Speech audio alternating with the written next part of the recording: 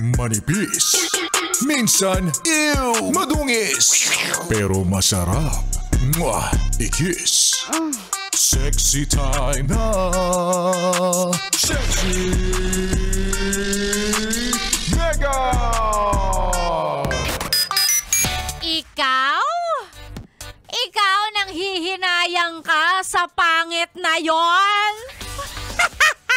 Di wow.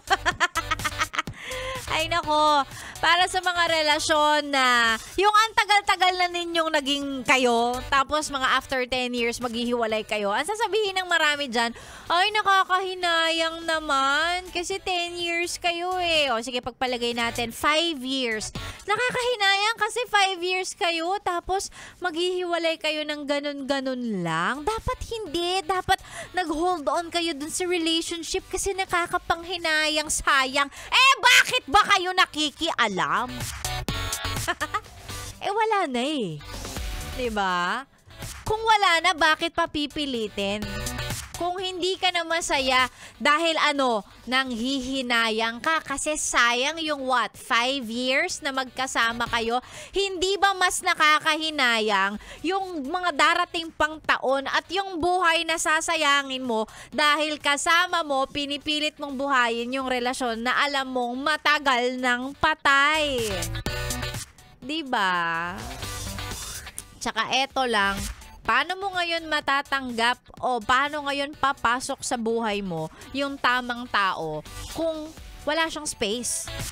Kasi nagsistay ka dun sa relationship na ang tagal-tagal na. Pinanghihinayangan mo kasi kaya hindi mo ma-let go. O diba? Ganun yun. Huwag kang nanghihinayang dun sa tinagal ninyo. Dapat mas nanghihinayang ka, yes, friend. Dun sa mga araw at panahon pang sasayangin mo kasi ayaw mong i-let go yung bagay na dapat nile-let go mo na. Oh! Gusto mo yun? May pa-love advice na gano'n. Totoo naman yun.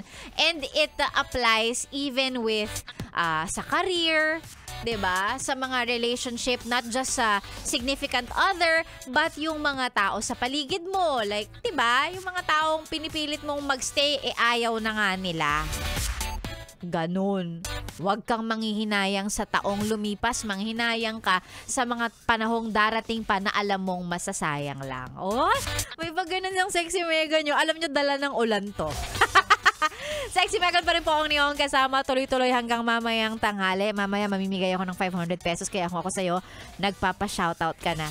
I-shoutout mo ang sarili mo at mga kasama mong nakikinig solid na nakatune in sa 101.1 Yes FM. I-send lamang po yan sa ating Facebook page. That's DJ Megan Yes FM.